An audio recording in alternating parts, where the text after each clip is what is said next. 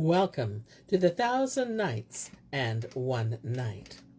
Now, when it was the 785th night, she resumed, It hath reached me, O auspicious king, that when Hassan the goldsmith saw the Magian, his heart fluttered, his hue changed, and he smote hand upon hand.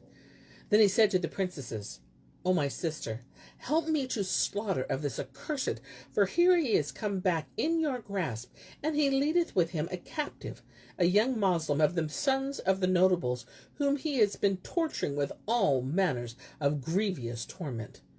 Leave would I kill him and console my heart of him, and by delivering the young Moslem from his mischief, and restoring him to his country and kith and kin and friends, fain would I lay up merit for the world to come, by taking my wreck of him. This will be an alms deed from you, and ye will reap the reward therefrom, Almighty Allah. We hear, and we obey Allah and thee, O my brother, O Hassan.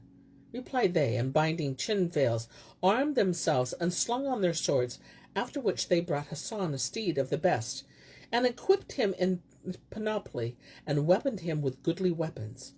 Then they all sallied out, and found the Magian, who had slaughtered and skinned a camel, ill-using the young Moslem, and saying to him, Sit thee on this hide. So Hassan came behind him without his knowledge, and cried out at him till he was dazed and amazed. Then he came up to him, saying, Hold thy hand, O accursed, O enemy of Allah, and foe of the Moslems, O dog, O traitor, and thou that flame dost obey, O thou that walkest in the wicked one's ways, worshipping the fire and the light, and swearing by the shade and the heat. Herewith the Magian turned, and seeing Hassan, thought to wheedle him, and said to him, O my son, how didst thou escape, and who brought thee down to earth? Hassan replied, He delivered me, who hath appointed the taking of thy life to be at my hand, and I will torture thee, even as thou torturest me the whole way long. O miscreant, O atheist, thou hast fallen into the twist, and the way thou hast missed, and neither mother shall avail thee, nor brother, nor friend, nor solemn a covenant shall assist thee. For thou saidst, O accursed, whoso betrayeth bread and salt, may Allah do vengeance upon him. And thou hast broken the bond of bread and salt. Wherefore the Almighty hath thrown thee into my grasp, and far as thy chance of escape from me. Rejoined Bahram, O Allah, O my son, O Hassan, thou art dearer to me than my sprite and the light of mine eyes. But Hassan stepped up to him, and hastily smote him between the shoulders, that the sword issued gleaming from the throat tendons, and Allah hurried his soul to the fire, an abiding place dire. Then Hassan took the Magian's bag and opened it, and having taken out the kettle drum, he struck it with a strap, whereupon up came the dromedaries like lightning. So he unbound the youth from his bonds, and setting him on the camels, loaded him upon with victuals and water, saying, Wend whither thou wilt. So he departed, after Almighty Allah had thus delivered him from his strait at the hands of Hassan. When the damsels saw their brother slay the Magian, they joyed in him with exceeding joy, and gat round him, marvelling at his valor and prowess, and thanked him for his deed, and gave him joy of his safety, saying, O Hassan, thou hast done a deed whereby thou hast healed the burning of him that thirsteth for vengeance, and pleaseth the King of omnipotence. Then they returned to the palace, and he abode with them, eating and drinking and laughing and making merry. And indeed his sojourn with them was joyous to him, and he forgot his mother.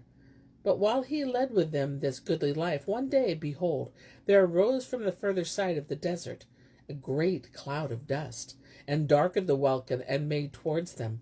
When the princes saw this, they said to him, Rise, O Hassan, run to thy chamber, and conceal thyself, or, an thou wilt, go down into the garden, and hide thyself among the trees and vines.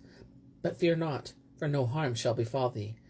So he arose, and entering his chamber, locked the door upon himself, and lay lurking in the palace. Presently the dust opened out, and showed beneath it, and great and conquering host, as it were, a surging sea, coming from the king, the father of the damsels. Now, when the troops reached the castle, the princesses received them with all honor and hospitality, entertained them 3 days, after which they questioned them of their case and tidings, and they replied, saying, "We come from the king in quest of you," they asked. "And what would the king with us?" And the officers answered, "One of the kings maketh a marriage festival, and your father would have you be present thereat, and take your pleasure therewith." The damsels inquired, "And how long shall we be absent from our place?" And they rejoined, "The time to come and go and to sojourn may be 2 months." So the princesses arose, and going into the palace sought Hassan, acquainted him with the case, and said to him, "Verily this place is thy place, and our house is good and clear, and my eyes I will be of good cheer, and keep them cool and clear, and feel nor grief nor fear, for none can come at thee here. But keep a good heart and a glad mind till we return to thee. The keys of our chambers we leave with thee, but, O our brother, we beseech thee, by the bond of brotherhood, in very deed, not to open such a door, for thou hast no need thereto." Then they farewelled him, and fared forth with the troops, leaving Hassan alone in the place. It was not long before his breast grew straitened, and his patience shortened. Solitude and sadness were heavy on him, and he sorrowed for his severance from them from passing chagrin. The palace, for all its vastness, waxed small to him, and finding himself sad and solitary, he bethought him of the damsels and their pleasant converse, and recited these couplets. "The wide plain is narrowed before these eyes, and the landscape troubles this heart of mine.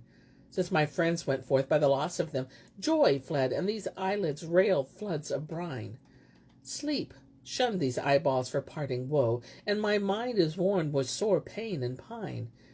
What I wot in time shall rejoin our lots, and the joys of love with night talk combine." And Shahrazad perceived the dawn of the day, and ceased to say her permitted say.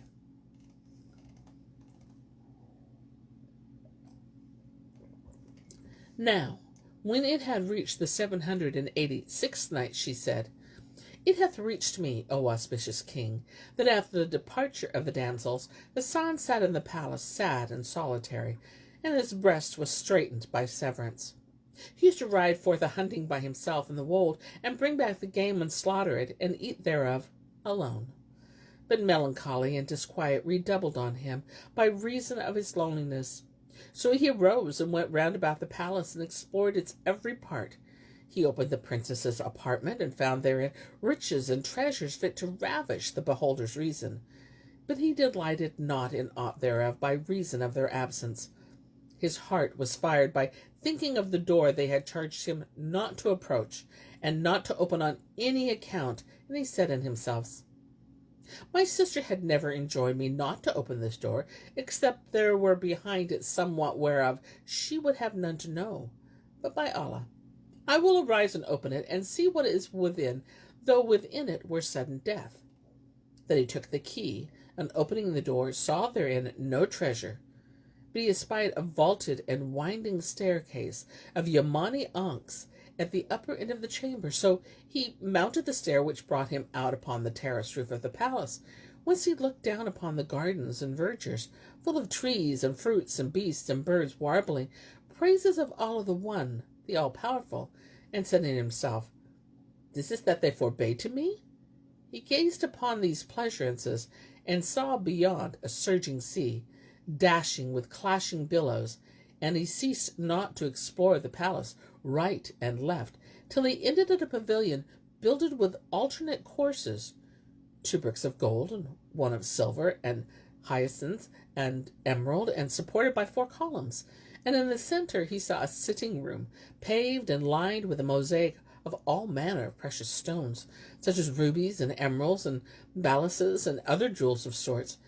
And in the midst stood a basin brimful of water, over which was a trellis work of sandalwood and aloes wood, reticulated with rods of red gold and wands of emerald, and set with various kinds of jewels and fine pearls, each sized as a pigeon's egg. The trellis was covered with a climbing vine bearing grapes like rubies, and beside the basin stood a throne of lin aloes, latticed with red gold, inlaid with great pearls, and comprising vari-colored gems of every sort, and precious minerals, each kind fronting each, and symmetrically disposed. About it The birds warbled with sweet tongues, and various voices celebrating the praises of Allah the Most High. Brief, it was a palace such as not Caesar nor Khosrow's ever owned. But Hassan saw therein none of the creatures of Allah, whereat he marveled and said in himself, I wonder to which of the kings this place pertaineth, or is it many called him Iram, whereof they tell, for who among mortals can avail to the like of this? And indeed he was amazed at the spectacle, and sat down in the pavilion, and cast glances around him, marvelling at the beauty of its ordinance, and at the lustre of the pearls and jewels, and the curious works which therein were, no less at the gardens and orchards aforesaid, and all the birds that hymn the praises of Allah the One, the Almighty. And he abode pondering the traces of him whom the Most High had enabled to rear that structure, for indeed he is a mutual of might. And presently, behold, he espied 10 birds flying towards the pavilion from the heart of the desert, and knew that they were making for the palace, and bound for the basin to drink of its waters. So he hid himself for fear that they should see him and take flight. They lighted on a great tree, and a goodly, and circled round about it, and he saw amongst them a bird of marvellous beauty, the goodliest of them all, and the 9 stood around it and did it service. And Hassan marvelled to see it, pecked them with its bill, and lorded over them while they fled from it. He stood gazing at them from afar as they entered the pavilion, and perched on the couch, after which each bird rent open its neck skin with its claw, and issued out of it. And lo, it was but a garment of feathers, and there came forth therefrom 10 virgin maids, whose beauty shamed the brilliancy of the moon. They all doffed their clothes, and plunged into the basin, washed, and fell to playing and sporting one with the other, whilst the chief bird of them lifted up the rest and decked them down, and they fled from her, and dared not to put forth their hands to her. When Hassan beheld her, thus he took leave of his right reason, and his sense was enslaved. So he knew that the princesses had not forbidden him to open the door, save because of this, for he fell passionately in love with her. For what he saw of her beauty and loveliness, symmetry and perfect grace, as she played and sported and splashed the others with the water. He stood looking upon them whilst they saw him not, with eye gazing, and heart burning, and soul to evil prompting. And he sighed to be with them, and wept for longing because of the beauty and loveliness of the chief damsel. His mind was amazed at her charms, and his heart taken in the net of her love. Lo, was loosed in his heart for her sake, and there waxed on him a flame whose sparks might not be quenched, and desire whose signs might not be hidden. Presently they came up out of the basin, whilst Hassan marvelled at their beauty and loveliness, and the tokens of inner gifts and the elegance of their movements.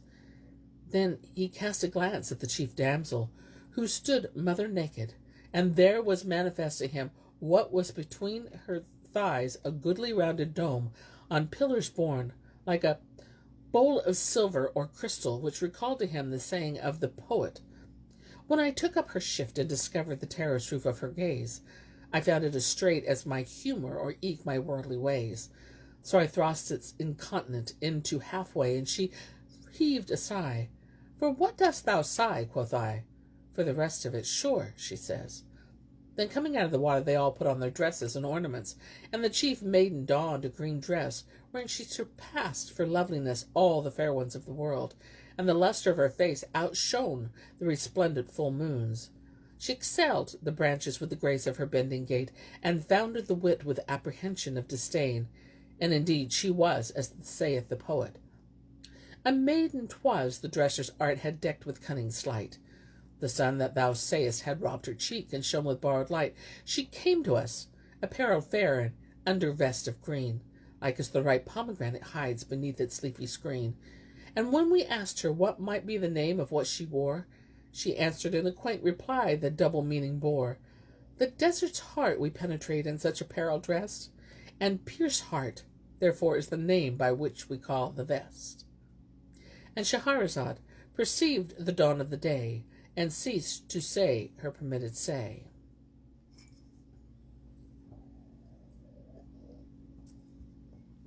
Now, When it was the 787th night, she continued, It hath reached me, O auspicious king, that when Hassan saw the damsels issue forth from the basin, the chief maiden robbed his reason with her beauty and loveliness, compelling him to recite the couplets forequoted. And after dressing they sat talking and laughing, whilst he stood gazing on them, drowned in the sea of his love, burning in the flames of passion, and wandering in the wadi of his melancholy thought. And he said to himself, By Allah, my sister forbade me not to open the door, but for the cause of these maidens, and for fear lest I should fall in love with one of them. How, O Hassan, shalt thou woo and win them? How bring down a bird flying in the vasty firmament? By Allah, thou hast cast thyself into a bottomless sea, and snared thyself in a net whence there is no escape. I shall die desolate, and none shall wot of my death. And he continued to gaze on the charms of the chief damsel, who was the loveliest creature Allah had made in her day, and indeed she outdid in beauty all human beings. She had a mouth magical as Solomon's seal, and hair blacker than the night of estrangement to the love-despairing man. Her brow was bright as the crescent moon of the feast of Ramazan, and her eyes were like eyes wherewith gazelles scan. She had a polished nose, straight as a cane, and cheeks like blood-red anemones of Nu'man, lips like coralline, and teeth like strung pearls in carcanets of gold virgin to man, and a neck like an ingot of silver above a shape like a wand of bond. Her middle was full of folds, a dimpled plane such as enforced the distracted lover to magnify Allah and extol his might and main, and her navel an ounce of musk, sweetest of savour could contain.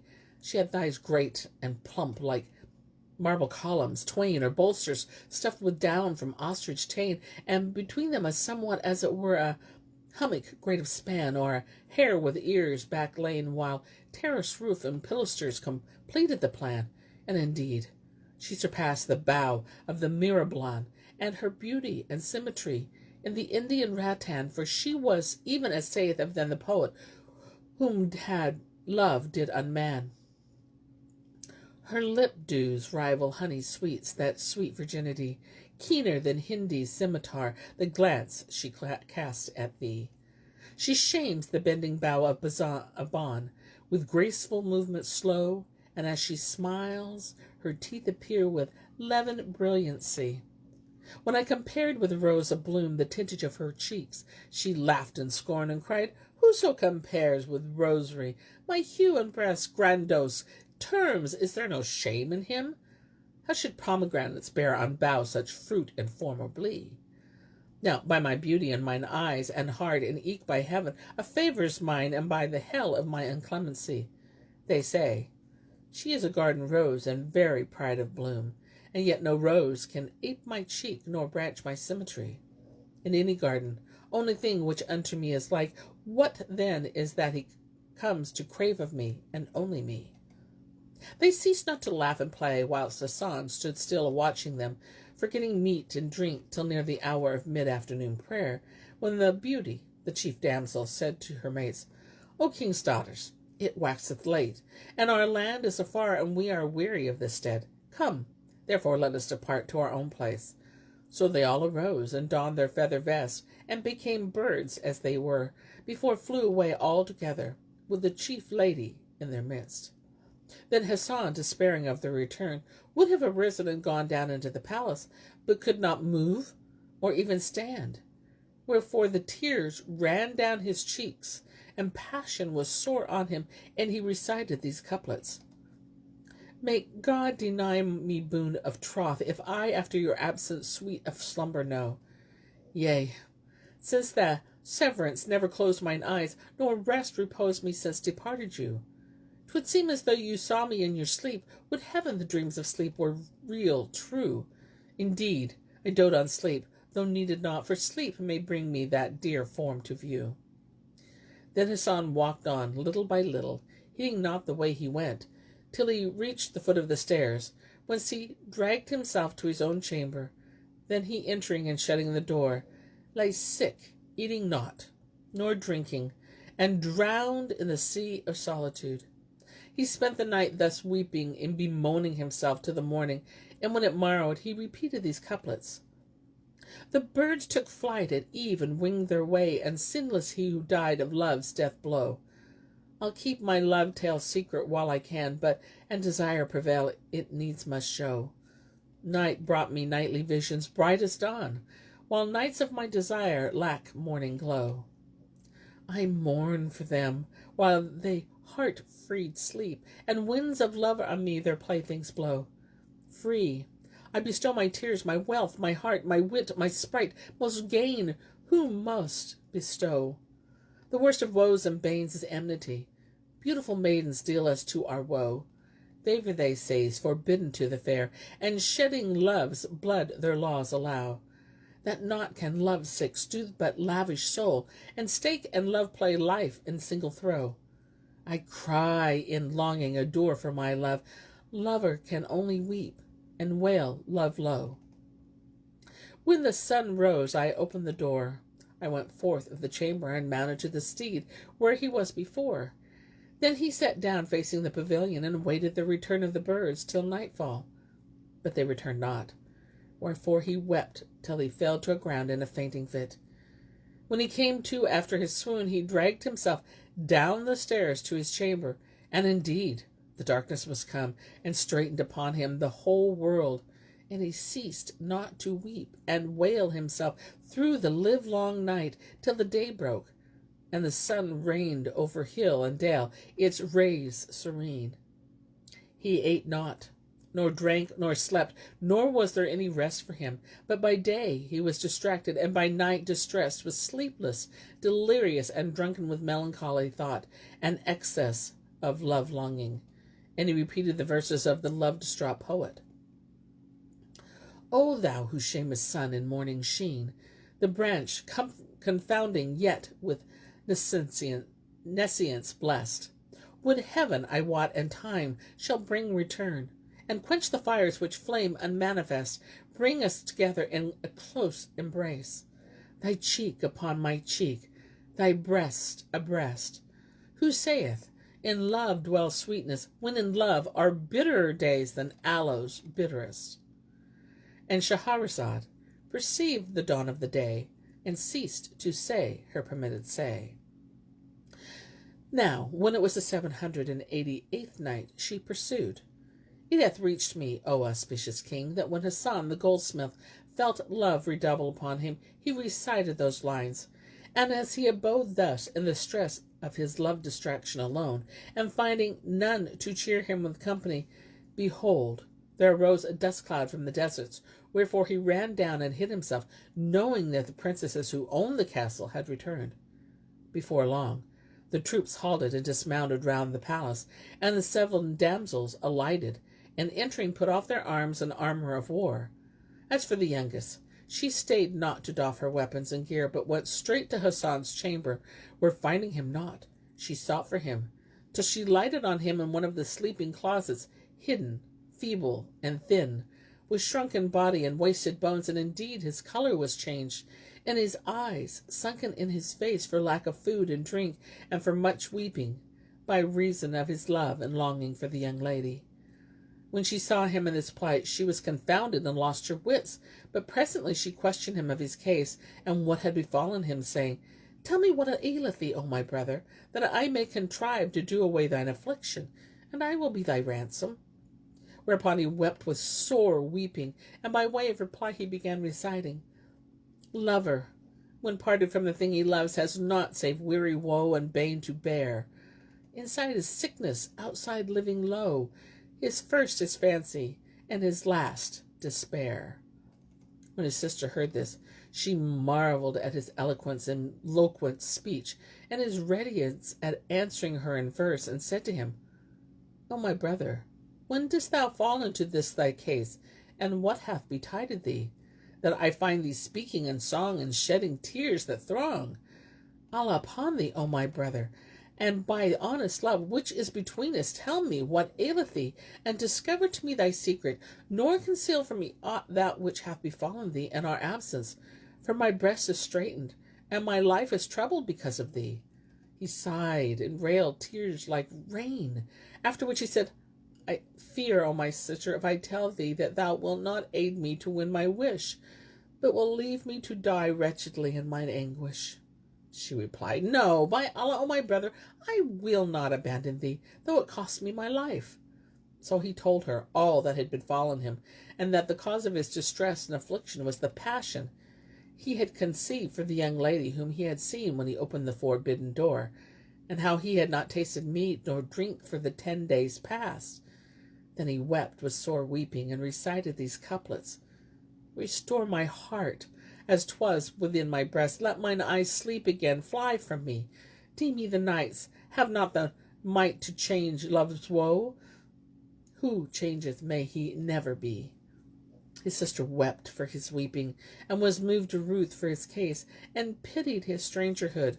So she said to him, O my brother, be of good cheer, and keep thine eyes cool and clear, for I will venture being and risk existence to content thee, and devise thee a device wherewith, though it cost me my dear life, and all I hold dear, thou mayest get possession of her, and accomplish thy desire, if such be the will of Almighty Allah. But I charge thee, O my brother, keep the matter secret from my sisterhood, and discover not thy case to any one of them, lest my life be lost with thy life. And they questioned thee of opening the forbidden door. Reply to them, I opened it not. No, never. But I was troubled at heart for your absence, and by my loneliness here and yearning for you.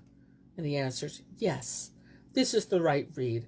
So he kissed her head, and his heart was comforted, and his bosom broadened. He had been nigh upon death for excess of affright, for he had gone in fear of her by reasoning of his opening the door, but now his life and soul returned to him. Then he sought of her somewhat of food, and after serving it she left him, and went into her sisters weeping and mourning for him.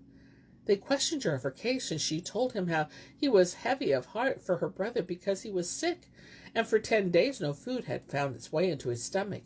So they asked the cause of his sickness, and she answered, The reason was his severance from us, and our leaving him desolate for these days. We've been absent from him were longer to him than 1,000 years. And scant blame to him, seeing he is a stranger, and solitary we left him alone, with none to company with him, or hearten his heart, more by token that he is but a youth, and may be called to mind his family and his mother, who is a woman in years. Bethought him that she weepeth for him, all whiles the day and watches of the night, ever mourning his loss, and we used to solace him with our society, and divert him from thinking of her. When her sisters heard these words, they wept in the stress of their distress for him, and said, Wallahi, before Allah he is not to blame. Then they went out to the army and dismissed it, after which they went into Hassan and saluted him the salam. When they saw his charms changed with yellow color and shrunken body, they wept for very pity, and sat by his side and comforted him, and cheered him with converse, relating to him all that had befallen them, and all the things that they had seen by way of wonders and rarities, and what had befallen the bridegroom with the bride. They abode with him thus a whole month, tendering him and caressing him with words sweeter than syrup. But every day sickness was added to his sickness, which when they saw, they bewept him with sore weeping, and the youngest wept even more than the rest. At the end of this time, the princesses, having made up their minds to ride forth a hunting and a birding, invited their sister to accompany them, but she said, Oh, by Allah, O my sisters, I cannot go forth with you whilst my brother is in this plight, nor indeed till he be restored to health, and there cease from him that which is with him of affliction. Rather I will sit with him and comfort him. They thanked her for her kindness, and said to her, Allah will requite thee all that thou dost with this stranger. Then they left her with him by the palace, and rode forth, taking with them 20 days' victuals. Now Shahrazad perceived the dawn of the day, and ceased to say her permitted say. And so do I cease my telling of this tale for today, till it be morrow.